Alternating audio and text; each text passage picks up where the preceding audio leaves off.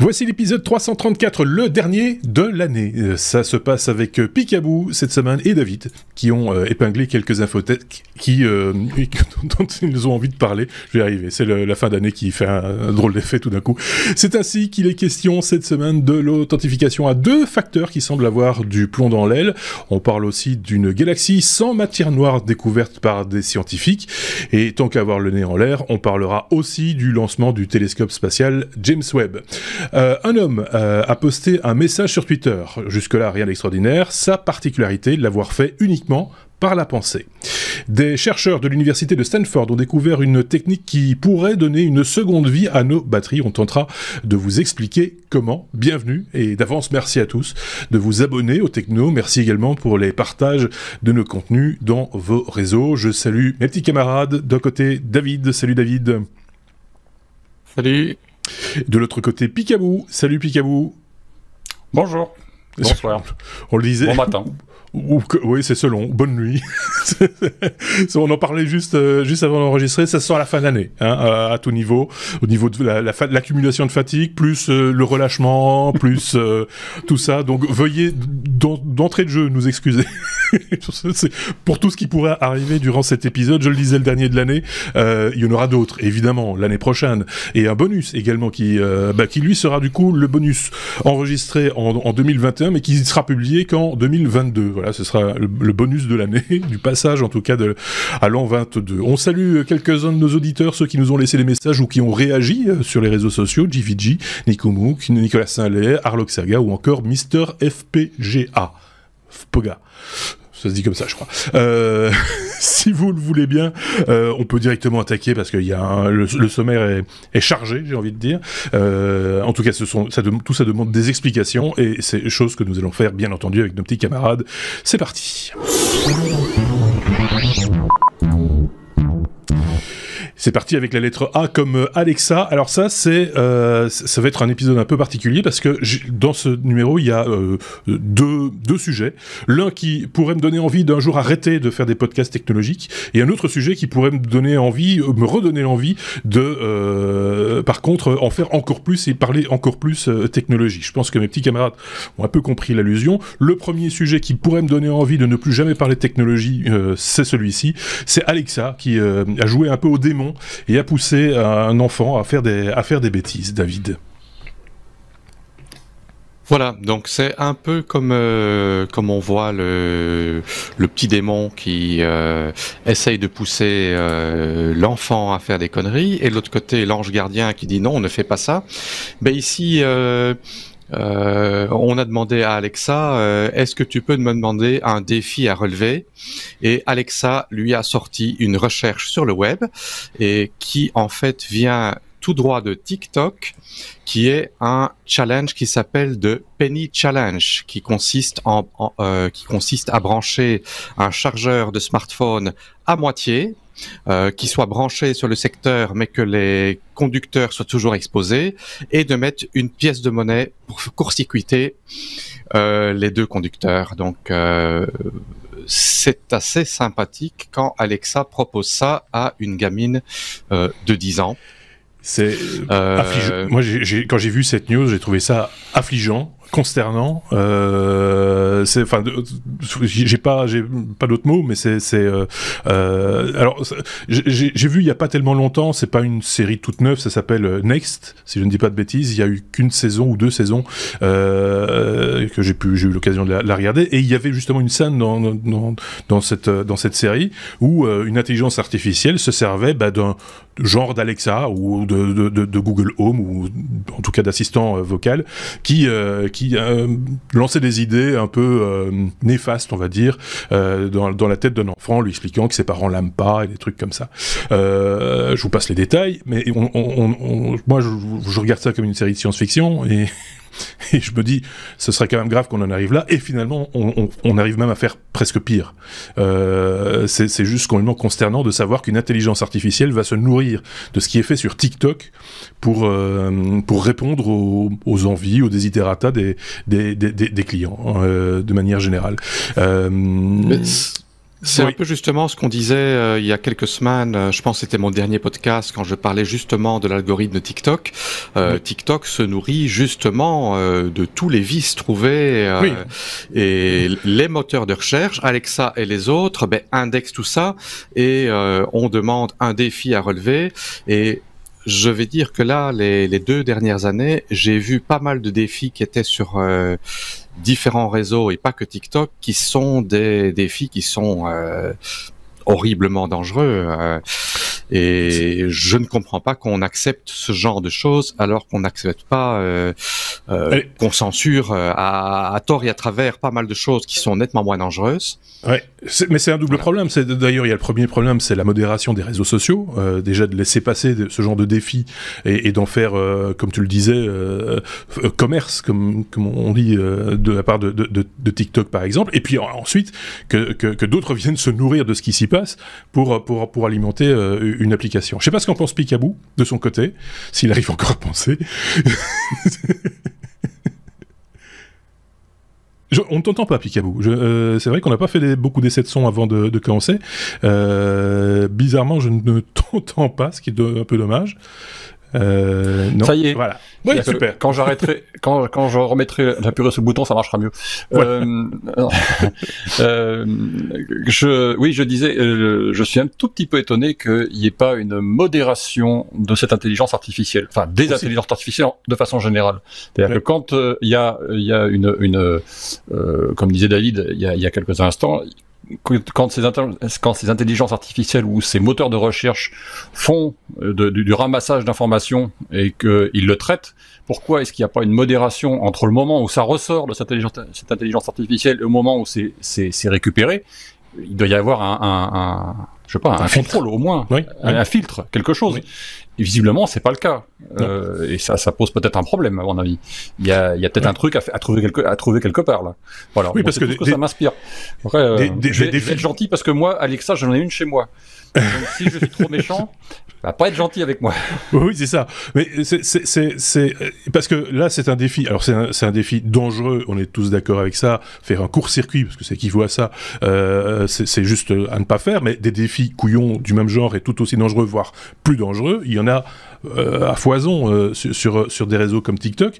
Donc, on peut tout imaginer. Si demain TikTok dit tiens, va marcher en équilibre sur le bord de ta fenêtre. Si tu habites à plus de 10 étages, tu vois, des couillonnades du genre. Alors après, il y a aussi une question d'éducation des enfants. On est tous d'accord pour dire qu'ils sont pas obligés de faire tout ce que Alexa leur dit. Que font les parents, quoi. Et que font les parents. Donc, s'ils confient l'éducation de leurs enfants à Alexa, voilà, on peut s'en inquiéter aussi. Mais malgré tout, je veux dire que là, il y a une responsabilité presque partagée entre tous les acteurs qui sont autour de. Ouais. Voilà, je pense que c'est pas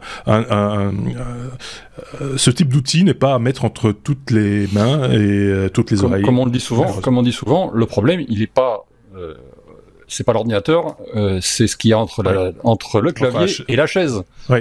Voilà, ni plus ni moins. Si ce qui est entre le clavier et la chaise ne fait pas le boulot, c'est pas le clavier ou l'ordinateur qui va inventer l'histoire. Hein. On est d'accord. Et donc, par contre, les enfants sont quand même ont moins une capacité de discerner ce qui est bien de ce qui est mal. Donc, si les parents laissent les enfants utiliser des outils comme Alexa, qui sont maintenant dans beaucoup de maisons accessible à tout le monde et les enfants jouent avec et posent des questions.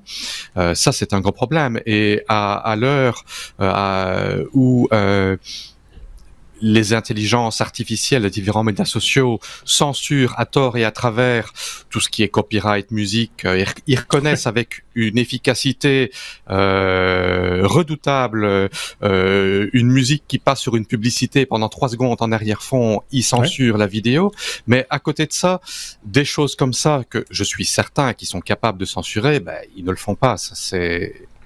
De nouveau, toute la problématique du fonds de commerce de ces applications, une fois de plus, et on aura certainement, malheureusement, l'occasion d'en reparler. Mais voilà pourquoi j'expliquais que c'est le genre d'applications, de technologies qui peuvent être formidables au demeurant, peuvent me donner envie d'en un petit peu tourner le dos et dire ok, débrouillez-vous avec ce truc, et parlons d'autre chose. On peut parler d'ailleurs d'autre chose tout de suite.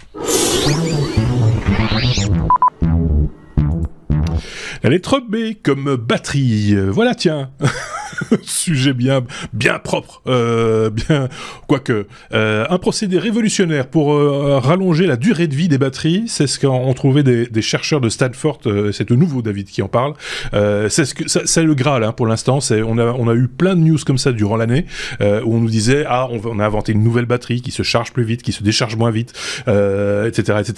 Bon, il fallait qu'il y en ait une dernière du même acabit cette année 2021, David. Tout à fait. Et d'ailleurs, l'université de Stanford a déjà fait parallèle plusieurs fois cette année-ci dans plusieurs technologies en rapport avec ce qui est l'électricité pour des panneaux solaires plus efficaces. Et c'est pas la première nouvelle qu'ils ont sur les batteries. Ici, ils ont trouvé une technique pour en fait redonner une nouvelle vie aux batteries lithium-ion. En fait, ils ont tout simplement construit une batterie lithium-ion dans un boîtier transparent pour voir un peu ce qui se passait lors des charges et des décharges. Et ils se sont rendus compte que l'accumulation de lithium métallique qui justement dégrade les capacités de la batterie pouvait être réversé, je sais pas comment dire en français. Inversé, retourné, réversible. Inversé en faisant une décharge très rapide de la batterie. Donc, apparemment, tous les X cycles de charge-décharge, si on décharge la batterie de manière assez rapide, ça permet d'inverser un peu cette réaction chimique et de prolonger la durée de vie des batteries de possiblement 30%. 30%, c'est pas mal, étant donné que les batteries sont quand même quelque chose qui sont pas super simples à recycler et qui peuvent poser des problèmes pour l'environnement. 30% si c'est de manière gratuite et si de manière software on peut avoir un circuit intelligent qui décharge-recharge. En fait, ça se faisait déjà pour les batteries nickel-cadmium. C'est que ces batteries-là avaient une mémoire et en fait, si on déchargeait pas complètement la batterie avant de la recharger, on perdait en capacité. Et apparemment, les batteries lithium-ion ont un peu pas le même comportement, mais un comportement similaire. Oui, c'est ça. C'est pas pour les mêmes raisons, mais dans les faits, ce serait gérable exactement de la même manière comme qu'on le faisait avec les déchargeurs-chargeurs, parce que c'était ça un peu l'idée au départ. Mais personnellement, j'ai fait face à cette problématique parce que, comme tu le sais, je pense que les autres personnes aussi qui suivent les technos, vu qu'on a fait des spéciaux sur les drones, je fais du drone, et toutes les personnes qui font du drone disent qu'une batterie, il faut en quelque sorte la casser au début. Il faut faire quelques cycles charge-décharge, et c'était un petit peu au début, je me disais, c'est un peu un rituel. J'avais pas connaissance de raisons scientifiques parce que les batteries lithium-ion n'étaient pas censées avoir une mémoire de chargement-déchargement. Mais au vu de cet article ici que j'ai lu, ça a du sens. Et en fait, les drones, quand on fait du drone, on fait une décharge très rapide. Et ce rodage des batteries me fait un peu penser à ce qu'on voit ici, et ça a peut-être du sens finalement. Alors, attention, quand on parle d'une décharge rapide, c'est quand même une décharge contrôlée, hein, pas nécessaire de la mettre en court-circuit, ça ce sera vraiment contre-productif, mais c'est dans la décharger dans les normes, on va dire, de ce qu'elle est capable de délivrer comme courant, tout simplement, pour ne pas non plus l'endommager. Mais c'est vrai que on voit de plus en plus, et particulièrement à la période des fêtes, vous voyez, quand on commence à faire des cadeaux du genre, tiens, je vais offrir un GSM à ma cousine ou à mon tonton, et que de temps en temps on se dit, mais tiens, finalement, quand on reçoit un smartphone préchargé ou presque chargé, que la batterie est à 30%, vaut-il mieux la brancher pour la charger à 100%, ou d'abord bien la décharger et puis faire une charge? C'est toujours la question qu'on se pose, et on se demande s'il n'y a pas, effectivement, tu parles d'un petit rituel un peu ésotérique, c'est genre le karma du smartphone. Je veux faire en sorte que tu vives longtemps smartphone, donc je vais faire le petit rituel de la décharge et de la recharge. Est-ce que ça vaut la peine de le faire ou pas? Est-ce qu'on a une réponse à ça? Manifestement, en tout cas, si ça fait pas de bien, ça fait pas de mal. Si je veux donner mon avis ici, c'est qu'en fait, si on a un smartphone qui est livré avec une batterie à 30% d'origine, il faut la charger à 100% au départ. D'accord. Ça c'est clair. Okay. Les batteries lithium-ion sont endommagées quand le voltage descend trop bas, donc ce n'est pas bon de décharger pour le plaisir. Mais par contre, ce qui parle ici, c'est plutôt d'avoir, après plusieurs cycles, de charger la batterie à 100% et de faire une décharge, peut-être pas à 0%, mais peut-être à 20%, à 30% assez rapide, et ça peut régénérer la batterie. Mais par contre, ce n'est pas bon de descendre à 0% et de laisser une batterie complètement déchargée, oui, tout comme il n'est pas bon non plus de garder une batterie chargée à 100% inutilisée pour longtemps. D'accord, donc il faut l'utiliser. C'est tout simplement, c'est un peu ça l'idée. Picaboo, un commentaire là-dessus, les batteries, tout ça? Moi j'ai trouvé un petit nom à cette technique, la technique Orangina. Il faut lui décoller la pulpe du fond. Ça m'a fait penser à ça, moi. C'est un peu ça, oui. Oui, c'est vrai. C'est une façon de l'expliquer, voilà, pas très scientifique, mais on comprend, du coup. Non, mais après, les batteries lithium-ion, elles ont de toute façon, et je pense que c'est les matériels, le hardware qui le fait, ou le software, enfin peu importe, qui est intégré dans chaque matériel, une fonction qui permet de les décharger, même quand vous l'utilisez pas. Donc même si vous le chargez à 100%, vous vous retrouvez avec la batterie qui descend de quelques pourcents par jour pour éviter que vous soyez à 100% permanence. Et moi, par exemple, sur mes matériels, j'ai une petite alerte, un petit script, une petite automatisation qui fait qu'à 20%, par exemple, j'ai le matériel qui m'envoie une petite notification en me disant à 20%, oups, mets-le à charger, camarade. Ouais, c'est ça. Parce que, effectivement, faut pas descendre en dessous et il faut commencer à recharger jusqu'à 80%, puis lentement jusqu'à 100%, etc. Voilà. C'est un petit truc à prendre pour... Oui, ça. Là, on sera vraiment libéré, c'est quand il faudra plus y penser, et que les appareils tiendront une charge avec une certaine durée aussi, où finalement, le petit rituel, ce sera de se dire, on est dimanche aujourd'hui, le premier ou le deuxième dimanche du mois? Ah, je dois recharger mon smartphone alors. Tu vois, ce genre de rituel-là, moi, j'apprécierais quand même beaucoup. Je pense que je suis pas le seul.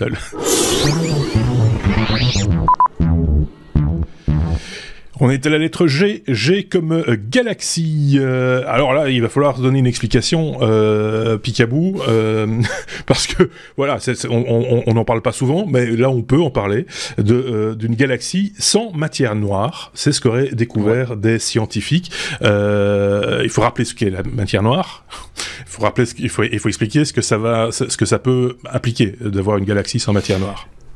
À la base, le raisonnement qui a été tenu il y a déjà plusieurs dizaines d'années par les scientifiques, c'est qu'une galaxie ne pouvait être en équilibre entre ce que l'on voyait en termes de matière, de la vraie matière, des molécules, des atomes, des électrons, des neutrons, etc., à base de 3 quarks, ce qu'ils appellent les quarks, qui constituent ces premiers matériaux de la matière.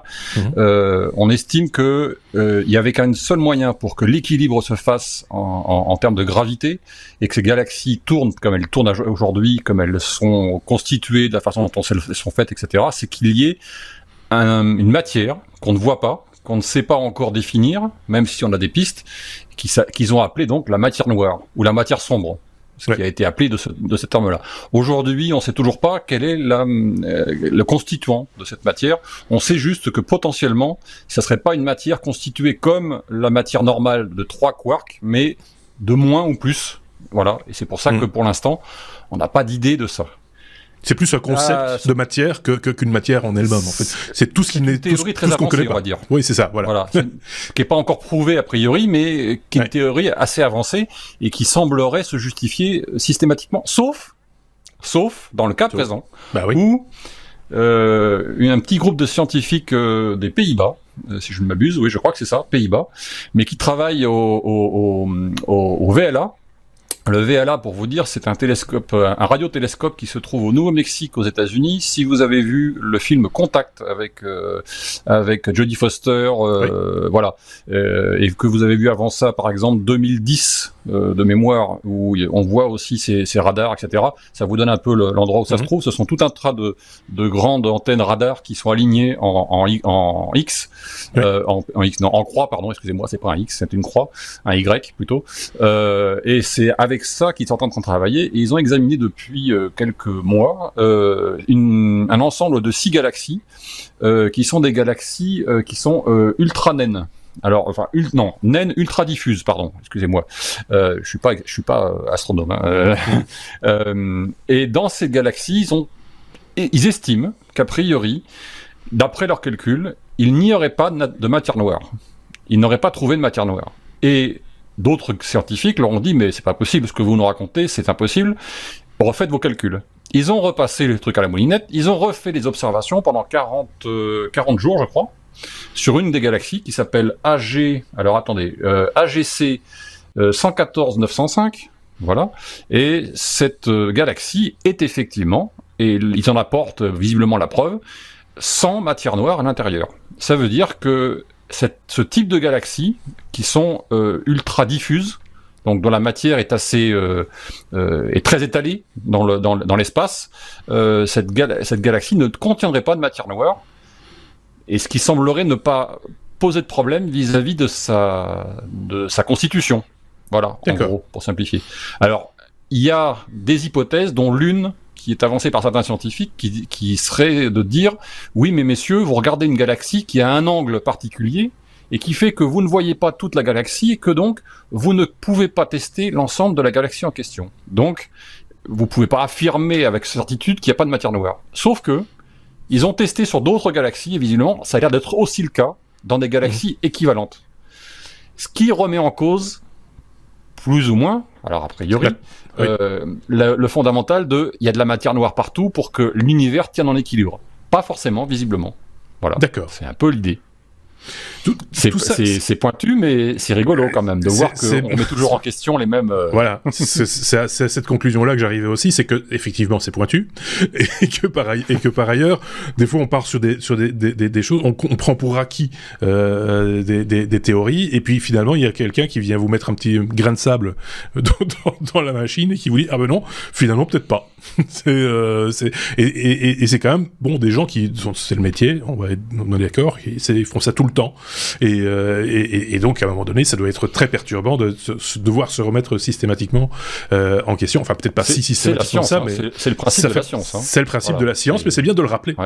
Voilà, je sais pas si ça fait vibrer d'une manière ou d'une autre notre ami David, les affaires de oui bien sûr, moi je suis très intéressé par tout ce qui est astronomie, etc. Donc ça c'est une de mes passions. Oui, c'est très interpellant parce que en fait la matière noire qui est censée composer 80 à 85% de l'univers d'après les dernières observations, si on trouve justement des galaxies qui ont pas de matière noire du tout, la matière noire en question qui justement n'est pas on ne connaît pas sa nature, c'est juste des observations d'effets gravitationnels qui font dire qu'il doit y avoir de la matière qu'on n'est pas capable de discerner, qui représente 80 à 85% de la masse de l'univers. Ce genre d'observation veut peut-être dire qu'il faut peut-être revoir une autre théorie, vu que la matière noire, on n'a pas pu l'observer et qu'on ne sait pas de quelle nature elle est, et qu'ici il y a des parties de l'univers qui sont sans, peut-être que c'était pas la bonne théorie. Ça serait pas la première fois que on a eu des théories qui étaient approximatives, qui ont été améliorées ensuite. Voilà, on n'a pas toute la connaissance directement. Ça induit beaucoup de choses, parce que je pense qu'on se sert justement de cet argument-là, de cette presque cette philosophie de la matière noire pour faire des calculs, pour faire des extrapolations, pour définir quelle est la masse de tel objet ou quelle est la distance de tel objet stellaire, etc. Et donc du coup, tout risque d'être remis en question à un moment donné si on arrive à d'autres conclusions, ou si quelqu'un arrive à d'autres conclusions. C'est ce qui est arrivé. Maintenant, il y a 20 ans, on n'en parlait pas. Oui, c'est vrai. Picaboo. Et c'est ce qui est arrivé à l'époque où Einstein a remis en question les théories de Newton et consorts. Hein. Ouais. Il a remis à plat un certain nombre de théories, en a complété d'autres, mais ça a quand même bien mis un coup de pied dans la fourmilière à tout ce qui était, tout ce qu'on croyait savoir à l'époque. Je pense que c'est plus ou moins ce qui arrive de façon régulière dans certaines théories scientifiques, et c'est un peu, c'est d'ailleurs ce qui fait qu'on avance hein, et qu'on ne reste pas sur les acquis. J'entends d'ici nos auditeurs qui s'intéressent au sujet, évidemment, dire « Ouais, mais vous allez parler du télescope, parce qu'il va y avoir des trucs avec le télescope demain. » On va en parler. Minute papillon, une chose après l'autre, on a un alphabet à suivre.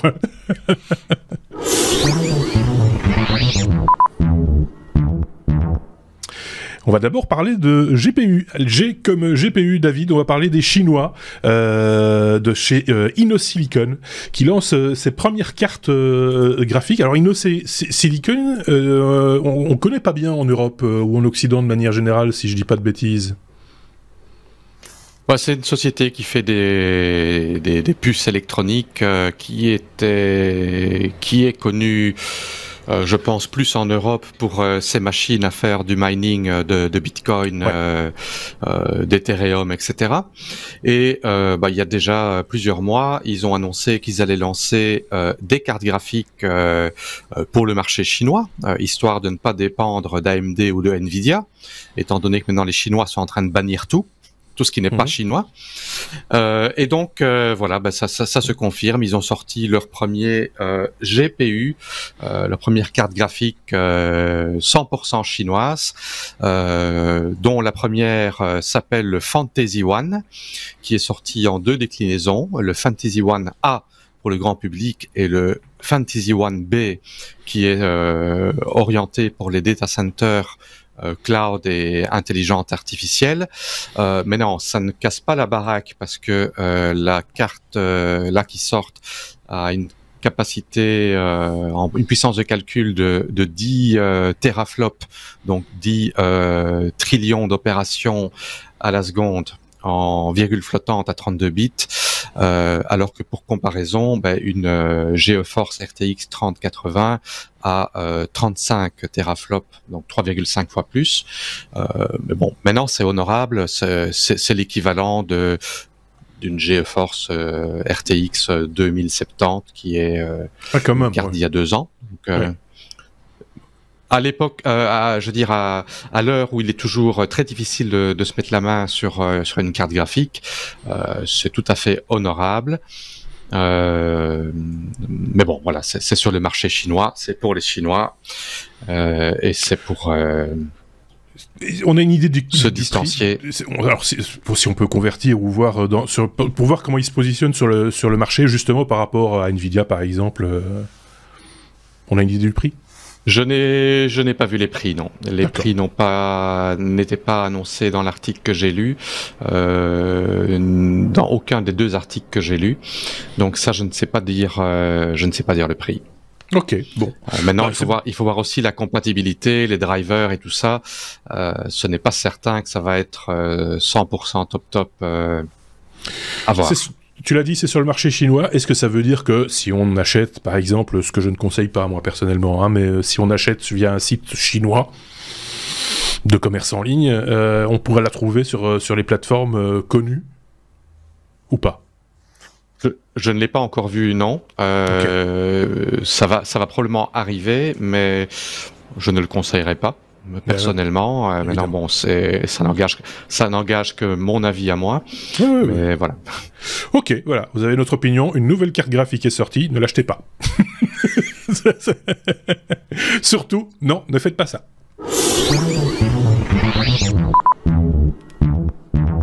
Bon, ça tape à la porte, hein, Picaboo. Je les entends.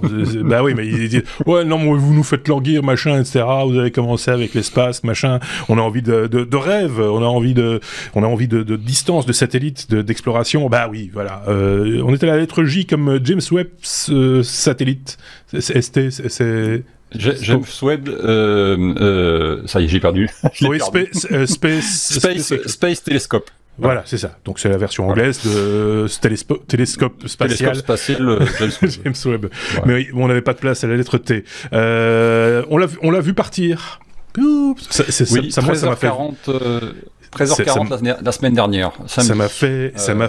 Moi, je l'ai regardé en direct. Je sais pas toi. Non, j'ai pas pu. J'ai regardé en différé. Mais c'était quand même. Ça foutait quand même le frisson quand même. Oui, parce que décollage, machin, etc. Tu te dis, ça coûte quand même un bonbon, hein, leur truc. C'est des années, 10 milliards, des années de travail. Il y a de la technologie d'un peu partout, hein, même belge dedans. Il y a de tout. Il y a plein de gens qui l'attendaient, et donc on se dit quelle prise de risque, mais c'est quoi ces mecs qui envoient des satellites dans l'espace? Alors quand c'est des satellites commerciaux, on se dit ok, bon, ils ont les sous, et encore, hein, mais ici quand même c'est assez incroyable. Mais je vais te laisser parler de cette aventure. Non, parce que j'ai voulu quand même aborder le sujet, parce que quand même c'est quand même le lancement, j'allais dire, de la décennie, voire de ce siècle, voire peut-être des 50 dernières années, hein. Je veux pas être mais on est quand même pas loin, parce que, alors, étonnamment, j'ai discuté avec avec du monde à droite à gauche, sur les réseaux, en IRL, etc. Il y a plein de gens qui ne savent pas, voilà, que ce truc a été lancé, qui ne savent pas à quoi ça sert, qui ne savent pas vraiment où ça va, pourquoi on a dépensé autant de fric, etc. Voilà. Le petit rappel des faits, il y a 30 ans, il y a deux messieurs qui étaient les deux présidents de l'URSS et des États-Unis qui se sont serrés la main et qui ont dit ça serait peut-être bien que on fasse des télescopes. On a lancé Hubble, donc, et puis à suivre, les scientifiques ont dit oui, mais Hubble il voit qu'une partie du spectre visible de la lumière, des ondes lumineuses, enfin des ondes radio de façon générale, et donc ça serait peut-être bien qu'on lui fasse un petit copain qui lui va aller voir les autres ondes qui sont pas les ondes qu'on peut voir avec nos petits yeux ou que Hubble pourra voir. Et c'est le but du James Webb Telescope, qui a pour but d'aller voir les ondes dans l'infrarouge, donc beaucoup plus en gros, quand vous avez une étoile ou une galaxie qui s'éloigne de vous, elle tire vers le rouge. Quand elle se rapproche de vous, elle tire vers le bleu, vers le violet, enfin vers le bleu ou le violet, je ne sais pas d'ailleurs, je suis daltonien donc ça veut. Voilà. Mais en gros, c'est le principe. Le James Webb Telescope, contrairement à Hubble, va pouvoir regarder cet infrarouge, pardon. Donc beaucoup plus loin que Hubble, qui lui non seulement avait un petit miroir d'environ 2,50 m, alors que le James Webb Telescope a un miroir de 6 mètres, ou 6,50 m d'ailleurs, si je ne m'abuse. 6,50 m, c'est bien ça. Ce télescope, donc James Webb, a été lancé par Ariane 5 sans aucun problème sur une trajectoire parfaite, comme l'a annoncé la NASA hier, disant que même il allait faire des économies de carburant et que donc il allait durer 10 ans, a priori, contrairement aux 5 ans plus ou moins prévus au départ. Et qu'il s'en va maintenant à 1,5 million de kilomètres de la Terre, donc beaucoup plus loin que Hubble qui était à 600 km au-dessus de notre tête. Ouais. Lui s'en va à 1,5 million de kilomètres derrière la Lune, ou une orbite derrière la Lune. Cette orbite, elle est ce qu'on appelle le point Lagrange L2. C'est un point d'équilibre qui se situe sur une ligne entre le Soleil et la Terre. C'est un point qui permettra au télescope de rester en place en utilisant un minimum de carburant. Voilà. C'est un espèce de point une orbite stable, on va dire. Ouais. On va dire ça comme ça. Il tournera autour. Il fera une espèce toujours un petit cercle autour de cette orbite, de ce point, et il sera en permanence le dos au Soleil, c'est-à-dire que son bouclier va le mettre le dos au Soleil pour être en permanence au froid. Le miroir soit en permanence au froid, parce que le miroir, contrairement à Hubble, n'est pas protégé, il n'est pas dans une coque. Il est totalement, j'allais dire, à l'air libre, entre guillemets. Pas tout, oui, c'est ça. Voilà. Ce qui veut dire que tout ce qui est en dessous du miroir sera aux environs de 90 degrés, tout ce qui sera de l'autre côté du bouclier, sera du côté bouclier, donc sera 90 degrés, donc côté soleil. Ce qui sera de l'autre côté de ce bouclier sera à moins 150 degrés à peu près. Voilà, je crois que c'est ça la température approximative. Ce qui fait que ce miroir va pouvoir choper, s'il n'a pas une poussière dessus, si on n'a pas des défauts au lancement, s'il n'a pas eu d'accident, s'il est déployé comme il faut, etc., va pouvoir observer potentiellement jusqu'à à peu près 13 milliards et demi d'années en arrière, donc en regardant la lumière infrarouge qui nous arrive depuis très très longtemps, qui est partie il y a très très longtemps. Voilà. C'est le but de ce télescope, d'aller voir ce qui s'est passé dans le passé, au moment où juste après le Big Bang, il y a eu un gros nuage pendant 380 millions d'années à peu près. Mais après ce gros nuage qui ne laissait pas passer la lumière, ni les ondes radio, ni quoi que ce soit, pouf, ce nuage s'est un petit peu, pas dispersé, mais oui, c'est dispersé. Les molécules se sont regroupées. Elles ont laissé passer, voilà, elles se sont refroidies. Elles ont laissé passer les ondes radio. Et c'est à ce moment-là qu'on voudrait savoir comment se sont créées les étoiles, comment s'est regroupée la matière, comment se sont créées les galaxies qui ont suivi, etc. C'est le but de ce télescope. Et forcément, peut-être, pour en revenir au sujet de tout à l'heure, qu'on saura à quel point la matière noire, si tant est qu'elle existe, a joué un rôle. Peut-être, je ne sais pas. Regarde, voilà. Et autre point, pour finir, mission de ce télescope, c'est aller voir les exoplanètes et déterminer pouvoir savoir exactement comment sont constituées les atmosphères des exoplanètes qu'on a déjà trouvées, qu'on a déjà détectées, parce qu'avec ce télescope, effectivement, on pourra faire des analyses spectrographiques très très précises de l'atmosphère de chaque planète potentielle. Alors, je vous invite à aller voir les liens que j'ai mis qu'on a mis, qui est le lien d'abord pour le télescope lui-même et son voyage actuel qui se passe plutôt bien puisqu'il a déjà déployé les 2 bras qui vont lui permettre de mettre en place le bouclier. Donc ça, c'est fait depuis hier et avant-hier, depuis quelques jours, en gros. Il a même, ce matin ou cette nuit, il a même déployé le mât qui tient le miroir, qui est monté d'1 mètre, et qui donc va permettre ensuite de déployer le miroir sans toucher au bouclier. Donc ça se passe plutôt bien jusqu'à maintenant. Et donc, allez voir sur le site de la NASA, vous avez tout un tas d'informations, c'est très bien fait, c'est très bien expliqué, il y a toute la ligne depuis le départ jusqu'à l'arrivée, comment ça va se passer, quel stade de déploiement, etc. du télescope. Et allez voir l'autre lien qui est une conférence faite par un scientifique qui vous explique le but de ce télescope. Ça dure à peu près 1 heure. C'est très didactique puisque le monsieur s'est mis au niveau de nous, pauvres humains, oui, c'est ça. pour expliquer le pourquoi du comment. Voilà, ce serait compliqué d'en dire plus. Il y a beaucoup de choses à dire, mais voilà, globalement. En tout cas, c'est juste, enfin moi je trouve ça, quand je continue à trouver ça totalement magique. Faut être très clair quand on voit les efforts consentis. Alors là, le voyage est encore long. Hein. Je sais pas combien de temps. C'est dans 2 semaines ou 1 semaine et demie. Alors normalement, depuis le lancement, il a 1 mois de voyage jusqu'au point Lagrange. Oui, c'est ça. Point Lagrange L2. Voilà. Donc sur 30, il doit en être à peu près à 1 semaine à peu près maintenant. Voilà. Donc il lui reste 3 semaines. Alors vous avez mis le site et tout, mais si vous imaginez une ligne du temps avec 30 jours, on est au 5e, 6e jour, donc voilà, ça laisse encore beaucoup de temps. J'espère qu'il ne sera pas comme Hubble, un peu myope au début, parce que je suis assez vieux moi pour avoir connu le déploiement de Hubble, vous aussi messieurs je pense, et je rappelle que c'était un télescope optique et que son miroir avait pris un petit coup dans les dents au décollage et que donc il était un petit peu myope et qu'il savait je pense réparé, mais de manière software, hein, si je dis pas de bêtises, ils avaient dû... non, ils ont changé quelques instruments. Oui, ce qui c'est quelques instruments de mesure, et donc... en fait, ils lui ont mis des lunettes, en gros.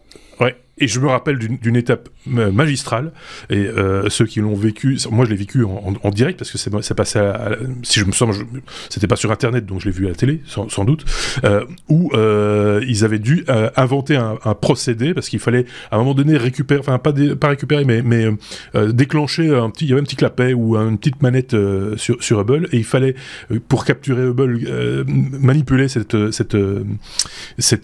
petite goupille, on va dire ça comme ça, et ils ont dû chipoter avec un carnet de bord de la navette spatiale à l'époque, de la découper, faire une espèce de tapette à mouche qu'ils ont mis au bout du bras télescopique, le bras canadien, qui est encore utilisé par ailleurs sur l'ISS, et pour arriver à déployer le bras, déployer cette espèce de tapette à mouche pour choper la petite goupille en question. C'est pas un film que je vous raconte, c'est la réalité, c'est comme ça que ça s'est fait. Ici, ce sera beaucoup plus compliqué s'il y a une petite goupille à aller récupérer. Ah bah il n'y en aura pas. Il n'y en aura pas, c'est juste pas possible. Voilà. Voilà, donc, mais voilà, tout ça pour dire que on est de nouveau dans un truc un peu extrême. David a certainement un truc à dire là-dessus. Un petit commentaire, mais qui n'a pas tout à fait quelque chose à voir. Bon, moi, j'ai suivi la nouvelle, ça m'a très intéressé. Je lis le titre « Les yeux des terriens en route vers la grange », oui. avec le rapport avec le sujet de la matière noire, et on a parlé du VLA et du film 2010, et le monolithe était au point de la grange entre Jupiter et Io. Ben voilà, la boucle est bouclée. C'est vrai, ouais. C'est quand la fiction rejoint la réalité ou l'inverse, on sait plus très bien. Voilà, passionnant. Il y a plein de chaînes YouTube aussi qui parlent certainement beaucoup mieux que nous. Faut être humble sur le coup de ces phénomènes ou de ces technologies, etc. Vous les trouverez sans aucune difficulté. Mais si on a quelques pistes, Picaboo ou David, si vous avez quelques sites web ou chaînes YouTube éventuellement à partager, on se fera un plaisir évidemment de vous les mettre également en commentaire de cette Allez voir la chaîne Stardust. Il a fait le live le live du lancement et il est en train de diffuser un documentaire sur Hubble, si ça vous intéresse. En quelques parties, je crois qu'il y a 3 ou 4 parties. Ça vaut le coup aussi. Moi, j'avais un petit peu regardé ce que faisait Futura, le garçon de chez Futura Science. C'était pas mal aussi, c'était documenté. Enfin voilà, il y a plein de pistes et je pense que vous trouverez votre bonheur aussi. Et moi, je suis la chaîne PBS Spacetime. D'accord, voilà. J'ai l'impression de parler à des cibistes qui nous parlent à moi, je suis machin. Encore un autre truc de vieux con. Allez, on passe à la suite. Je vais redonner la parole à David parce qu'on va parler de méta. Alors attention, là je suis forcé de mettre toujours un index quand on parle de métavers. En français on dit métavers, en anglais on dit métaverse. Parce qu'il faut toujours se souvenir d'où vient ce terme. Ça vient de méta et de univers. Et on dit pas universe. En français, on dit univers, donc du coup, ça devient métavers en français et métaverse en anglais, si ça vous chante. Quand je regarde les chaînes françaises pour l'instant et que chaque fois on nous parle de métaverse, ça me fait bondir dans ma chaise. Bref, le métavers a été le grand gagnant de Noël quelque part, ou en tout cas, on sent, David, qu'il y a un intérêt certain de la part du public. Le métavers de champagne, le métavers de vin, voilà. L'univers de champagne, l'univers de...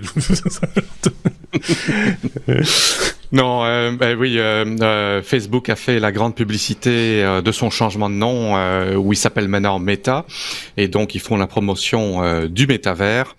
Le grand gagnant de Noël, ça a été entre guillemets le métavers parce que apparemment il y a eu pas mal de casques de réalité virtuelle Oculus Quest 2 qui ont été vendus et si on regarde le ranking des applications sur le Apple App Store, l'application Oculus est passée en première place devant TikTok. Ce qui est exceptionnel. Entre deux mots, je préfère voir Oculus en tête. Voilà, donc apparemment ça a eu quand même un certain intérêt et je vais avouer que je m'en suis pris un aussi. Voilà. J'avais déjà un Oculus ancienne génération, premier du nom, mais qui était un petit peu compliqué à utiliser parce qu'il y avait des senseurs externes, il y avait tout un rituel de calibrage très compliqué. Ici, c'est un casque tout en un qui n'a pas besoin de capteurs externes. Ça a vachement évolué et c'est vachement sympa. Je n'ai pas essayé l'application. Ils ont sorti une nouvelle application sur Facebook. J'en reviens plus sur le nom, trop de mémoire. Je l'ai pas essayé, mais apparemment ça. En fait, cette application, c'est l'application dont on parle permet de manager, de régler, de faire les réglages ou de gérer entre guillemets le dispositif Oculus. Hein. C'est pour ça que j'imagine que ceux qui ont fait l'acquisition d'un Oculus, forcément, ils téléchargent l'application s'ils veulent s'en servir. Et donc du coup, c'est un indicateur d'intérêt pour le bitonio, quoi. En gros, c'est ça l'idée. C'est Horizon en fait le nom, Horizon World. Ça c'est le nom de l'application Facebook qu'ils ont sorti, qui est en quelque sorte leur application. C'est leur métaverse de base. Oui. Bon, moi, j'ai pas acheté le casque pour ça parce que bon, j'ai déjà fait la réalité virtuelle, plutôt des jeux et des choses moins sociales et plus question exercice. Mais apparemment, ça a cartonné. Moi, je pense que ceux qui aujourd'hui investissent dans le métavers, que ce soit celui de Meta ou d'autres, parce que des marques aussi commencent à se lancer, etc. Et on voit que des marques de chaussures, par exemple, font des modèles spécifiques pour être portés par son avatar dans le métavers. Enfin voilà, toute une série de protagonistes sont en train de se mettre en place déjà depuis de longues années. On se demandait, tiens, pourquoi ils font ça? Ah, c'est original, mais ça... Et puis finalement, on se rend compte que ça peut servir dans des applications propres au métavers. Je pense que là, il va y avoir beaucoup d'argent il y a déjà beaucoup d'argent d'ailleurs, qui va circuler autour d'achats d'espace, par exemple. Hein. On voit que pour l'instant, c'est le foncier qui fonctionne bien sur le métavers. C'est acheter de l'espace, acheter des bateaux, acheter des villes, se fabriquer des villages, des immeubles à la gloire d'une marque ou à la gloire de quelqu'un, etc., etc. Donc tout ça va évoluer, bien sûr. On parle un peu dans le vide, on parle un peu dans l'abstrait, mais un jour ou l'autre, vous y viendrez, parce que on sent qu'il y a quelque chose qui est en train de se passer là, clairement. En parlant d'argent, il y a quand même quelque chose qu'il faut mentionner. Bon, ici, Facebook, Meta a investi 20 milliards de dollars pour le Metaverse, et les casques de réalité virtuelle d'aujourd'hui sont très loin de ce qui est nécessaire pour atteindre les objectifs de Mark Zuckerberg. Oui. Ce qui est très intéressant de savoir, c'est que l'Oculus Quest 2, par exemple, en version 128 Go, est vendu au tarif recommandé aux États-Unis à $299 US, ce qui est nettement moins que le prix de revenu de l'appareil. Donc ils le vendent à perte. Par contre, il y a tout un tas d'acceptations qui doivent être faites. On est obligé de le lier à un compte Facebook et accepter les conditions d'utilisation.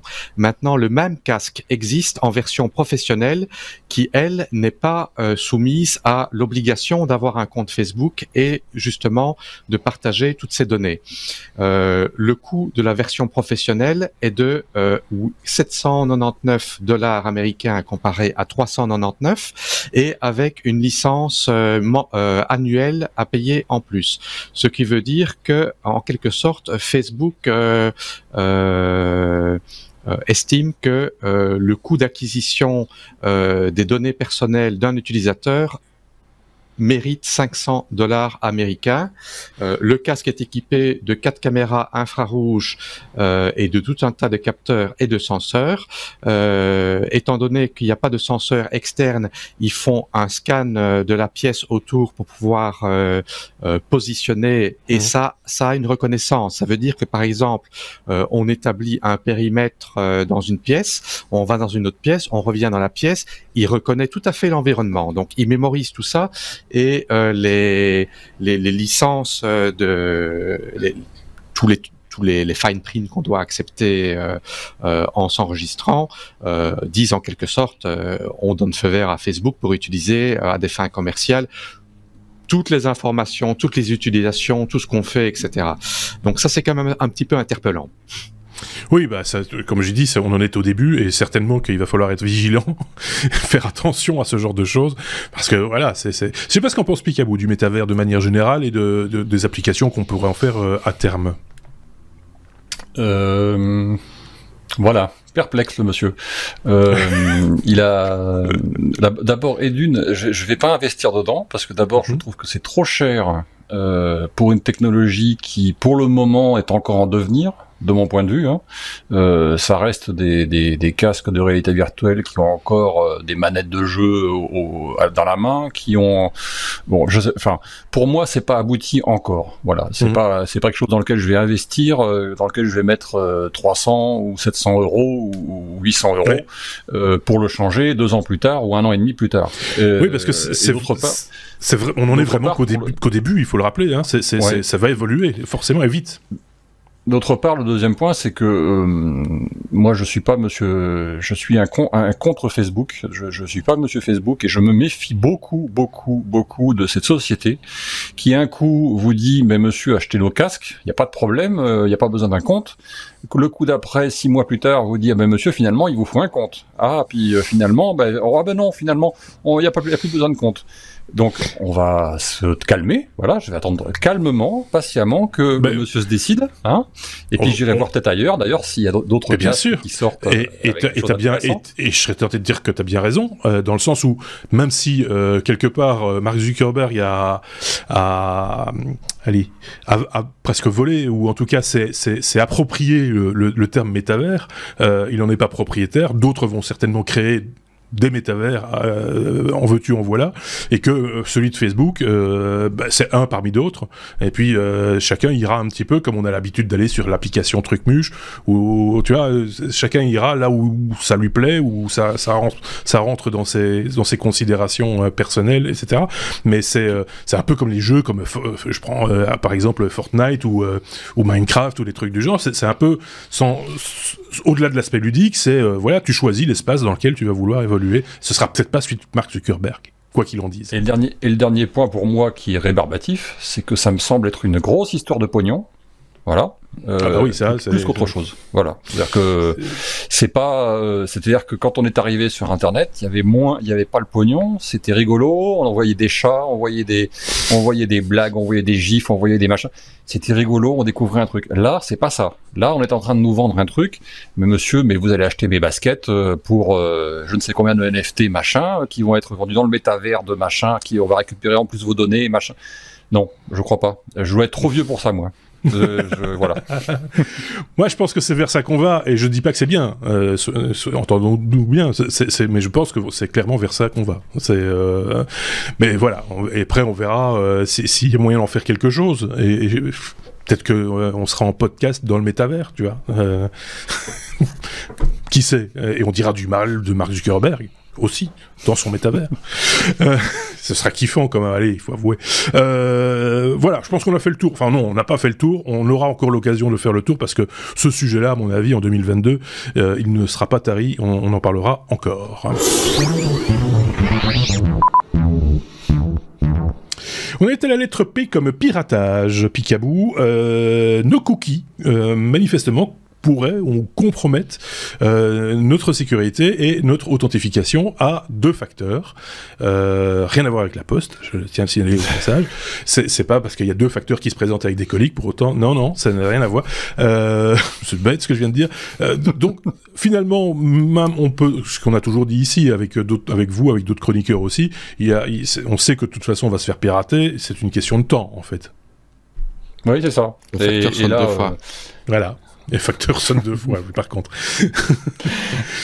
Et là, c'est des chercheurs d'une université aux États-Unis qui ont découvert que sur le dark web, il y avait de quoi largement pirater le système 2FA. Je sais pas comment ça se dit, moi, 2FA, j'ai toujours dit ça comme ça, qui est en fait le système d'authentification à 2 facteurs. Donc, autrement dit, c'est quand vous allez vous brancher sur les internets, sur un site quelconque, que vous mettez votre mot de passe, votre identifiant, votre mot de passe, et ben le site vous envoie soit un SMS, soit un mail, avec un code à rentrer, pour identifier que c'est bien vous qui avez rentré votre identifiant et votre mot de passe. Ça, c'est la base de l'identification à 2 facteurs, qu'on nous vend depuis des années comme étant la solution ultime, enfin ultime je ne sais pas, mais au moins la solution du moment pour éviter le piratage.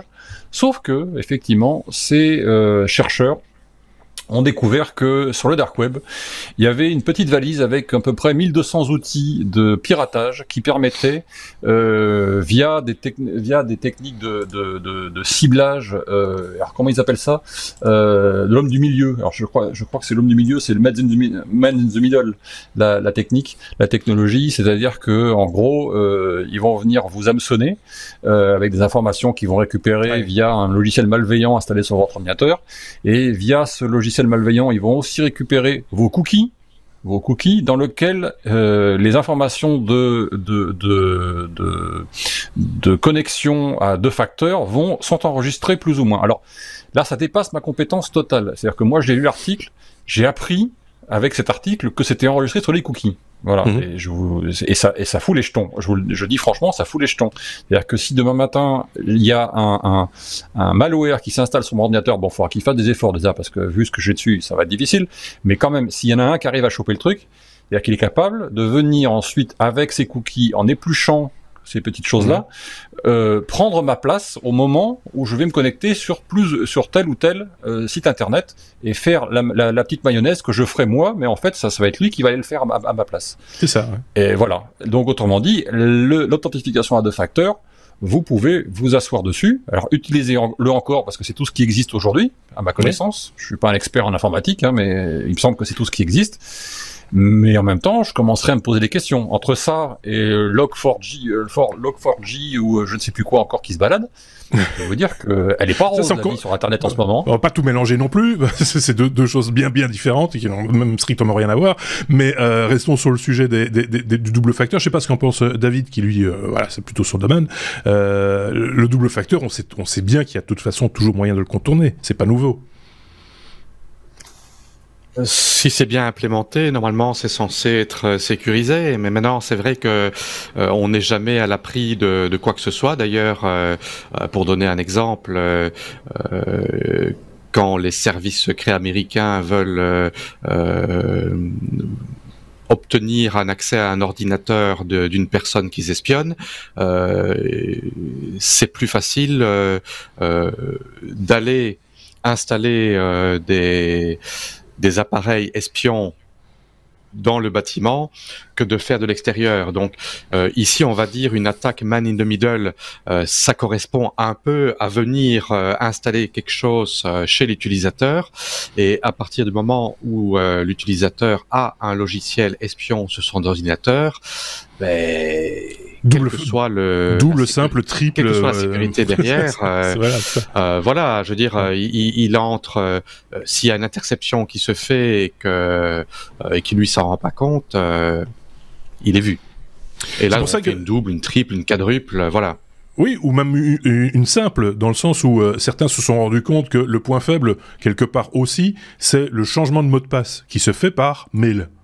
Dire, finalement, si c'est le point faible, utilisons comme point fort, pour ce qu'il est, en gros, et n'utilisons plus de mot de passe, mais des mails. C'est ce que fait par exemple l'application Notion, où vous n'avez plus de mail, vous loguez avec votre adresse mail, et il vous envoie la clé, et vous entrez avec la clé qu'il vous envoie. Elle est chaque fois différente.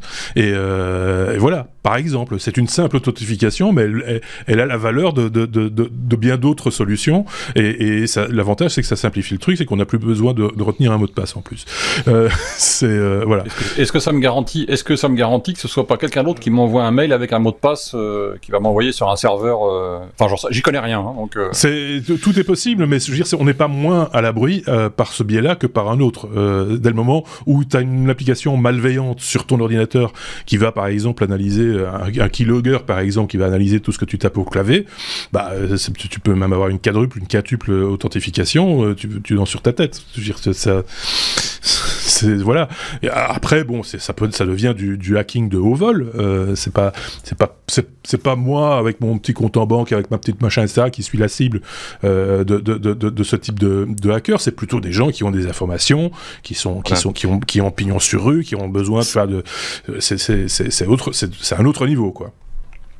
C'est ce que j'allais dire. À partir du moment qu'on n'est pas quelqu'un de haut profil, où on suscite un intérêt précis, l'énergie, parce que l'énergie et le coût de faire du hacking ciblé, ce n'est pas rien. Voilà, on n'est pas vraiment la cible. Mais maintenant, une grosse société où quelqu'un au profil, un président d'un État, un Elon, un Bill ou quelqu'un comme ça. Simplement un activiste, un journaliste, un activiste, enfin tous ceux qui étaient déjà la cible de Pegasus, dont on a déjà parlé ici longtemps. Oui, j'allais dire, ouais. Oui, mais ça a un coût, donc bien sûr. Ça a un coût et c'est...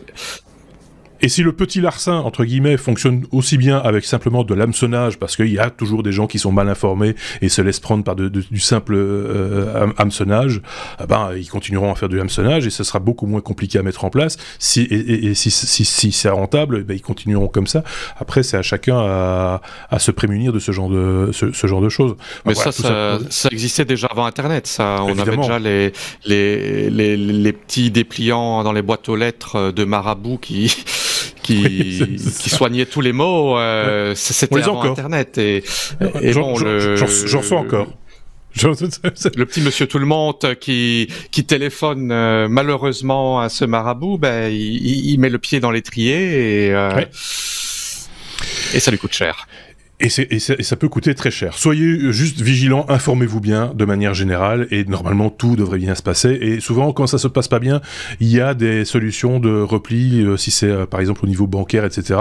Ils sont assurés aussi. Il y a des possibilités. Il faut arriver à prouver qu'on s'est fait avoir évidemment, mais ça c'est moins compliqué quelque part aussi. Donc voilà, on aura peut-être l'occasion de reparler de sécurité, je pense, dans ce podcast. On a quelques fervents développeurs qui s'intéressent beaucoup à ça dans l'équipe, évidemment. Je vais attendre peut-être la fin On arrive tout doucement à la fin de cet épisode 334. On est à la lettre R comme Russie, David. Alors après, David et sa carte graphique, son GPU qu'on n'aura pas chez nous, un processeur qu'on n'aura pas chez nous non plus. Elbrus s'appelle-t-il. C'est un CPU russe, David. Oui, Elbrus. Elbrus russe. Oui, on parlait de carte graphique chinoise et maintenant on parle de processeur russe qui s'appelle Elbrus. Je sais pas où il est allé les chercher. Je sais pas où il est allé les chercher. Ces news, ils n'ont pas. Je rappelle que David est en Thaïlande, vit en Thaïlande. Ils n'ont pas la même presse que nous. C'est-à-dire qu'ils ne lisent pas les mêmes journaux que nous. Donc forcément, il est un petit peu. Il est un petit peu. Les sources ne sont pas asiatiques. Tom Hardware, c'est aux États-Unis, je pense. Donc, c'est vrai. Voilà, les Russes en fait veulent se détacher de toute influence américaine pour ce qui est processeur. Ils ne veulent pas dépendre d'AMD et d'Intel, et donc ils poussent pour avoir des processeurs faits maison, tout comme les Chinois veulent des cartes graphiques faites maison. Il y a un petit peu du protectionnisme. C'est un peu comme les vaccins en fait, c'est le même principe. C'est un peu la même chose. Mais bon, je ne peux pas non plus leur donner tort de vouloir se détacher un peu d'un monopole. Donc ça, je vais pas leur jeter la pierre du tout. On devrait en faire autant. Bon, ils ont sorti des processeurs. Ces processeurs ont été mis en audit par Sbertech, qui est la société technologique de Sber, qui est la plus grande banque de Russie, que je connaissais pas avant d'avoir lu l'article. Apparemment, les processeurs n'arrivent pas du tout à la hauteur. Mémoire insuffisante, mémoire trop lente, trop peu de cœur, trop basse fréquence. Voilà, ils ont raté sur quasiment tous les tests. Voilà, donc c'est un petit peu un coup à l'eau. Bon, maintenant c'est peut-être une première version, ça ira peut-être mieux après. Comme les cartes graphiques chinoises, c'est 3,5 fois moins performant que les cartes de la compétition. Mais bon, pour une banque, ce n'est pas acceptable vis-à-vis des processeurs Xeon qui étaient mis en avant dans l'article, d'autant plus que les processeurs Elbrus 8C étaient toujours dépendants sur la mémoire DDR3 qui est un petit peu obsolète. Le 8CB, lui, supporte la DDR4, mais sont limités à 1,5 GHz de fréquence, qui est quand même moins de la moitié de ce qu'on a sur des processeurs Intel qui ont 3 fois plus de cœur. Et le tiers de la fréquence, voire le quart avec un nombre de cœurs similaire. Donc voilà, un coup dans l'eau. Bon, un coup dans l'eau, ils auront d'autres occasions de se reprendre en le disait, mais c'est vrai qu'on le disait, tu le disais très bien, on peut pas leur en vouloir de chercher à prendre de l'autonomie, et ce que je disais, je sais pas si c'était très clair, mais je pense qu'on devrait quelque part, quitte à aussi avoir des échecs, en faire autant au niveau européen. On est peut-être trop attaché à des sociétés américaines, chinoises, autres. Enfin, voilà, c'est faire un tout petit peu montre de protectionnisme, et simplement pour créer un marché aussi. Au-delà de ça, ce serait quand même pas totalement idiot. Je sais pas ce qu'en pense Picaboo sur de manière générale, pas ce processeur en particulier, mais l'idée d'essayer de se démarquer. J'ai pas d'avis préconçu là-dessus. Les processeurs, ça serait bien qu'on ait de la concurrence a priori. Oui. Donc pourquoi pas. Moi, j'ai pas plus d'idées que ça. Je suis mal placé pour juger de ce genre de choses. Moi, je suis vendu à une marque déjà à la base, donc ah oui, c'est vrai. je suis mal placé pour juger. Mais oui, pourquoi pas. Mais ce serait intéressant puisque tu es vendu à une marque. Imaginons que tu aurais une marque européenne qui s'appellerait Poire, par exemple, un truc comme ça, tout à fait au hasard, et qui ferait de très très bonnes machines comparables à ce que d'autres font sous d'autres appellations fruitières. Pourquoi pas? Ce serait plutôt pas mal en plus. Fabriqué près de chez nous en plus, tu vois. Oui, pourquoi pas. Après, il y a une antériorité de certaines références de processeurs, de marques, etc. Là, un processeur russe, j'ai bien compris. Oui. J'ai quelques appréhensions. On est d'accord, mais voilà. C'est ce que je te disais, c'est comme le Sputnik V, c'est pareil. Oui, il y a forcément appréhension, mais on peut comprendre qu'ils essayent. C'est à ça où on peut en venir, en fait. Voilà, c'est très bien qu'ils essayent. Il n'y a pas de problème avec ça. La concurrence, c'est toujours pour le Sputnik, ils ont quand même été les premiers à mettre un satellite en orbite. Oui, mais je parlais du vaccin, le Sputnik V. Oui, oui, on va pas refaire l'histoire non plus, pas chaque fois quand même. C'est bon, ça a déjà fâché tout le monde d'une fois, il faut pas remettre le couvert. On peut passer à la suite.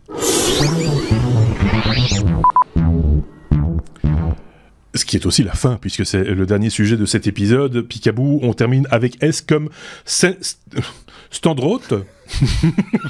Je le dis en français. C'est par contre, comme je le disais, je vous renvoie au début où je disais, il y a des actualités qui, moi, des fois, me donnent envie d'arrêter de parler de technologie, et puis il y en a d'autres qui me donnent envie de continuer à en parler. C'est un truc qui me donne envie de continuer à en parler, et j'espère qu'on aura encore des news, et beaucoup de news dans cet ordre-là en 2022. Je pense que c'est bien parti pour. C'est ce gars qui a réussi à envoyer un message sur Twitter, ça aurait pu être ailleurs, mais uniquement par la force de la pensée. Et quand je dis uniquement, c'est pas uniquement, c'est lui uniquement. On l'a un petit peu aidé, quand même. On l'a un peu aidé, ouais. Il a été technologiquement assisté. Oui. Le principe, c'est que si vous avez entendu certains grands milliardaires expliquer qu'ils étaient en train de faire des tests, je crois que c'était sur les cochons, ou quelque chose comme ça, ou sur des singes, je ne sais plus, une société qui s'appelle Neuralink. Donc ça, c'était le petit gars de chez... c'est Elon Musk. C'est Musk qui a lancé ça. Ben là, on est dans la même chose, mais en sérieux, en version beaucoup plus sérieux que ça. Oh, je pense qu'il est sérieux, Elon Musk. Il y a des chercheurs. oui, mais je pense c'est pas la même idée qu'il a derrière la tête en termes d'utilisation. Là, en l'occurrence, on est sur une université américaine, une entreprise américaine qui s'appelle Synchrone. Alors, je sais pas comment ça se dit avec l'accent américain, mais en gros c'est ça, qui a développé un prototype baptisé justement Standroth, et qui est une puce qui s'implante dans le cerveau. Ils ont implanté cette puce à un Australien de 62 ans atteint de SLA. Alors, le SLA, c'est un type de sclérose latérale. Alors, ils appellent ça sclérose latérale amyotrophique. Et le monsieur est en dégénérescence assez poussée. Il a de plus en plus de mal. Enfin, il avait de plus en plus de mal à utiliser même un clavier pour taper sur des messages sur un clavier ou du texte. Et ce monsieur travaille encore en plus. Il s'est porté volontaire pour être implanté. avec cette puce justement, et il explique bien dans l'article qu'il y a après une période d'adaptation qui équivaut en gros à faire du vélo, à essayer d'apprendre à faire du vélo, en gros, il a réussi assez facilement et en s'habitant assez facilement à taper du texte simplement en y pensant. Et c'est avec ça qu'il a tapé ce fameux tweet en disant ben voilà, je tape ce tweet pas avec comment il a mis ça, pas avec un clavier et pas avec ma voix, mais simplement en y pensant. Voilà, il a créé ce tweet en y pensant simplement. Donc ça c'est un premier pas qui est assez significatif. Et alors il dit en plus que il y a une vraie valeur ajoutée à cette technologie qui est, contrairement à d'autres technologies qui faisaient déjà ça précédemment, ou qui étaient beaucoup plus intrusives en termes d'intervention chirurgicale. Il fallait ouvrir le crâne, implanter la puce pour qu'elle soit directement en contact avec le cerveau et refermer le crâne, ce qui était chirurgicalement compliqué, dangereux, potentiellement, etc. Là, il passe par les veines, c'est-à-dire il passe par la jugulaire et ils viennent implanter dans le cerveau, dans une veine du cerveau, cette petite puce qui va en fait travailler à partir de ce point-là. Donc, en termes d'intervention, c'est minimum, disent-ils. Oui. Et puis, a priori, donc, l'efficacité semble assez impressionnante. Pour ce que j'ai compris de l'article, ils étaient assez impressionnés eux-mêmes, d'ailleurs, les chercheurs. Donc, je dirais, on est à une pensée de devenir des gens intelligents et omnipotents, puisqu'on n'aura plus qu'à penser, on n'aura plus rien à faire bientôt. Oui, et puis tu rajoutes à ça du text-to-speech pour émuler une voix. C'est les genres de choses, parce que la SLA, c'est un autre nom, hein, c'est la maladie de Charcot. C'est ce dont était atteint Stephen Hawking. Et donc, on imagine bien que lui, il aurait été, à mon avis, sur les starting blocks, si je puis dire, pour bénéficier de ce genre de technologie, parce que voilà, c'est s'exprimer, communiquer, c'est quand même la base de tout, et arriver à des résultats comme ceux-là. Alors en plus de ça, il paraît que ça vient assez facilement. Une fois qu'on a pris le pli, on ne s'arrête plus. On tweet tout le temps. Enfin, on communique tout le temps. Donc, moi, je trouve ça, c'est juste, c'est magnifique, quoi. Je sais pas ce que tu en penses. Ça laisse beaucoup d'espoir à beaucoup de gens qui sont dans son cas. Enfin, ça ouvre des portes à beaucoup de toutes les applications iminimables. Voilà, beaucoup d'applications. Parce que passer entre parler, alors exprimer une chose, mais passer des commandes, il n'y a qu'un pas, hein, c'est ouvrir une porte, allumer la lumière, etc. Et d'ailleurs, le monsieur est consultant et continue son activité professionnelle grâce à ça. C'est ça qui est... C'est impressionnant. Moi, je suis admiratif de ce genre de choses. C'est pas un dernier mot, peut-être, David. J'ai pas de mots, mais j'ai un geste. Un pouce vers le haut. Écoute, moi je pense que c'est une bonne idée. Le pouce vers le haut, de manière générale, on apprécie assez ici.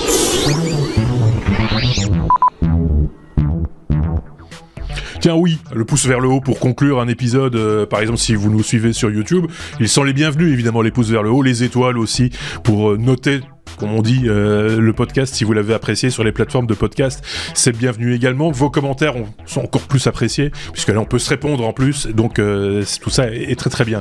Merci beaucoup à David, merci beaucoup à Picaboo, reste à vous souhaiter une bonne année 2022, ainsi qu'au reste de l'équipe que l'on salue d'ici, et que l'on retrouvera dès janvier évidemment. On a un bonus à mettre encore en boîte, mais lui qui passera en 2022 justement. On va pas vous faire le coup à l'année prochaine, etc. Donc on ne sait pas quand vous nous écoutez, si ça se trouve, on est déjà en 2022 et on n'en sait rien. Donc voilà. Merci en tout cas d'avoir écouté cet épisode. Merci David, merci Picaboo, et on se dit à très bientôt. Passez déjà une bonne semaine, ce sera déjà pas mal. À très bientôt. Salut.